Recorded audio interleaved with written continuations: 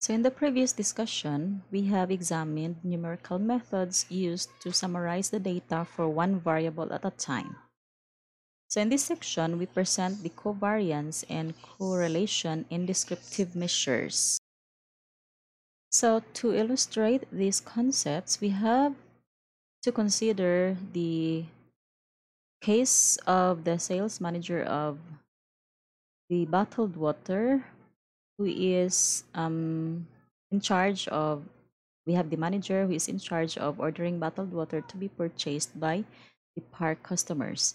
So the sales manager believes that daily bottled water sales in the summer are related to the outdoor temperature. This table shows data for high temperatures and bottled water sales for 14 summer days. So the data have been sorted for high temperature from lowest value to the highest value. So here, the manager or the decision maker is interested in the relationship between the two variables, the high temperature and the bottled water sales. And for that, we have this scatter chart, which is a useful graph for analyzing relationship between the two variables. So the figure on the next slide. So this figure shows the scatter chart showing the positive linear relationship between the sales of the bottled water and the high temperature. So the scatter chart here suggests that um,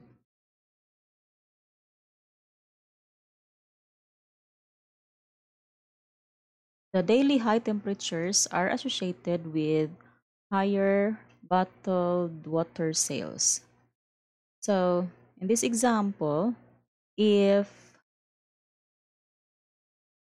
a positive relationship, this example shows a positive relationship. That's because when one variable, which is the high temperature, increases, the other variable, which is the sales of bottled water, generally also increases, which is also true according to our experience.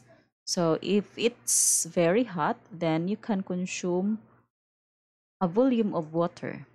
So the scatter chart also suggests that a straight line could be used as an approximation for the relationship between the high temperature and the sales of bottled water. Now we have here the covariance, which is a descriptive measure of the linear association between the two variables for a sample size of n with observations okay, and so on. So the sample covariance is defined as follows. That is the covariance of x and y is equal to the summation of observation 1 minus the mean multiplied by observation for the second variable, or shall we say x is the bottled water sales and y is the high temperature, minus the mean of that variable divided by n minus 1. Okay, so n, which is the size. So the popular covariance is equal to the summation of um, first variable observation minus the mean of that variable multiplied by the summation of the second variable first observation minus the mean of that variable divided by the n. So to apply this covariance, we have to of the data, the bottled water. So we have here first is we're going to get the summation of our first variable. Okay, next is the summation of our second variable, and we have to get our um, each observation, the first variable minus the mean. So we can make use of the formula. Okay, the first ob- variable observation minus the mean. Again, we can get the mean by using the average function. Okay, we have to use the absolute reference for our okay mean, since we will be using this formula, or we will be copying this formula to the other cells. Then for the second observation, up to the last. So make use of the fill handle and drag down. So we have here, okay, 78 minus the mean of these data sets is negative 6.6 and etc. Next, for the second variable, so we have to subtract, okay, I mean, second variable minus the mean of these data sets, okay, the mean of this, then F4, all right. So again, we have used the absolute reference so that this range will stick to this range of cells, and we will be using the fill handle to fill in the formula. Okay, now okay, we can get the covariance first by multiplying these two. Okay, so we have here,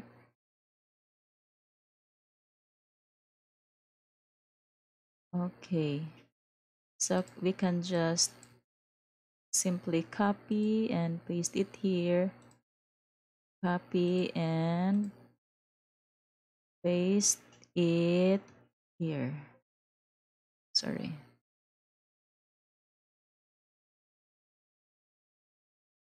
Okay. So we'll try to edit, and we have to apply parentheses. Okay, just to emphasize that we have to multiply the this one. Okay, and copy the formula, and then we have to get the summation. So we can have the covariance.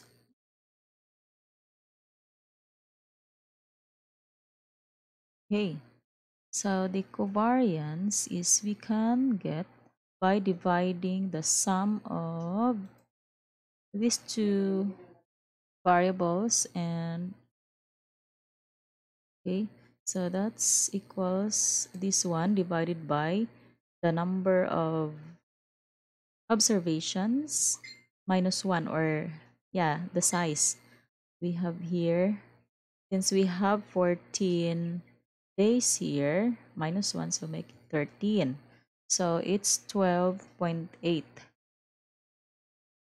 And then you can compare that one by using the, okay, the formula for this one. So we have here the covariance. Okay, so for the covariance, we have P and S. For P, it returns the population covariance, the average of the products of deviations, and the S returns sample covariance, the average of products deviation of each data point pair in two data sets. So make use of a covariance.S. So first array is we have here, and the second array is the bottled water sales. So we have the same result. Now we can get the correlation coefficient. So covariance and also the covariance. And we can get the correlation coefficient.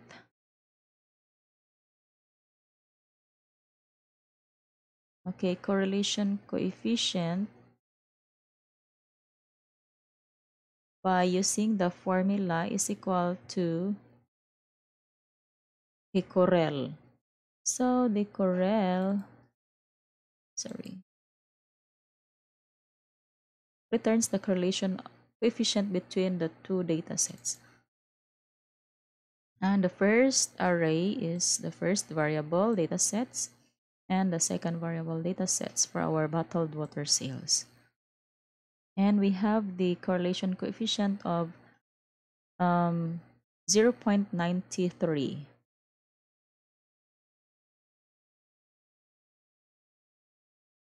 So we can see in our result that we have 0.93 correlation coefficient. This verifies the relationship in the scatter chart in the previous figure, that is, the high temperature for a day increases, sales of bottled water generally increase. So if the covariance is near zero, then the x and y variables are not linearly related.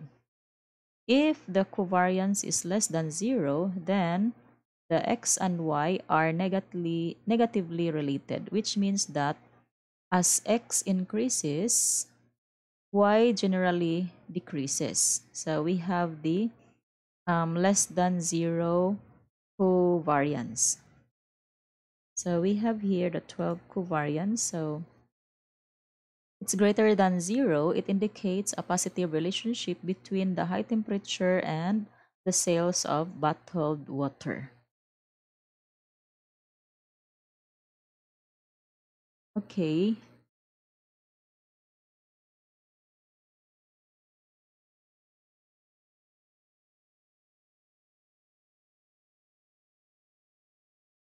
Now, showing the scatter plot or the scatter chart. Okay, going back to the bottled water, let us try to generate a scatter chart for this one. Okay, we have selected the data set and we have included the variable names for the legend. Then on the insert ribbon, we have to go to the charts group and look for the scatter chart. So we have here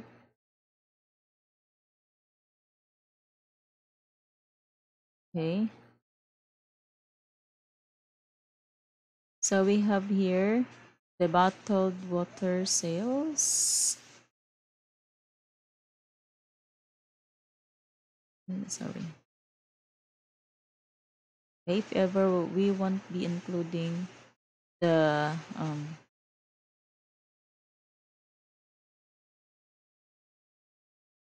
legend.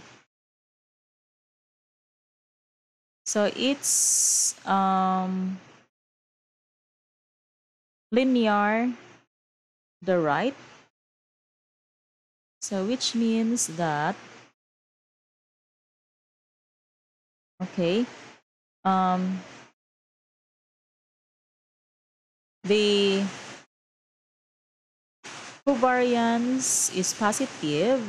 So the x and y are positively linearly related. So our scatter diagrams looks like the first figure here. So they are positively linearly related. And if ever we can have the experience of having a scatter chart that is look like this. So we have here the covariance is approximately zero. We have x and y are not linearly related. And If ever we have the scatter chart or diagram of look like this, so the two variables are negatively linearly related. So as the variable A increases, the second variable also decreases. All right. Now let's go to the correlation coefficient. So the correlation coefficient measures the relationship between two variables. Okay, and they are not affected by the units of measurement for x and y.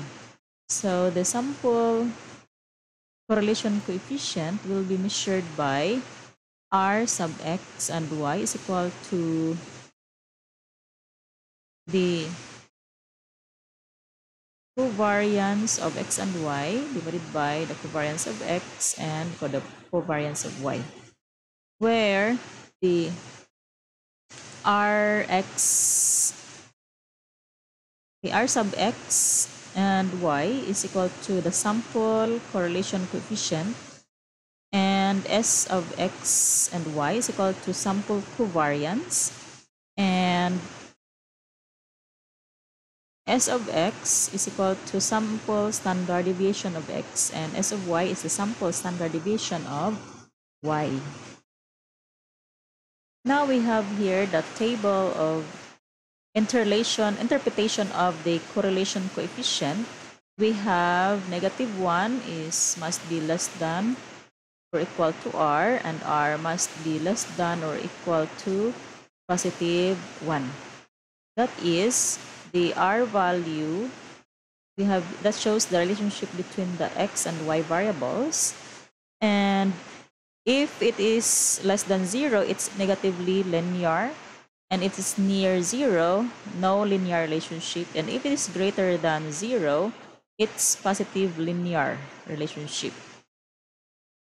All right, so the closer the correlation coefficient is to +1, the closer the x and y values are forming a straight line that trends upward to the right, that is showing the positive slope. And the closer the correlation coefficient is to -1, the closer the x and y values are to forming a straight line with negative slope. All right, so to determine the sample correlation coefficient for bottled water sales at Queensland Amusement Park, we have to apply the formula, and we have already obtained the value of the correlation coefficient or the sample covariance, okay, of 12.8. So therefore, the correlation coefficient is 0.93. So there is a very strong linear relationship between the high temperature and sales. Now, this figure shows the example of nonlinear relationship producing a correlation coefficient near 0. So this scatter diagram shows the relationship between the amount spent by a small retail store for environmental control, like heating and cooling, and the daily high outside temperature over 100 days. So the sample correlation coefficient for this data is -0.007, and it indicates that there is no linear relationship between the two variables. So, however, this provides the strong visual evidence of a nonlinear relationship. So that is, we can see that the daily high outside temperature increases, the money spent on environmental control first decreases as less heating is required and then increases. A greater cooling is required.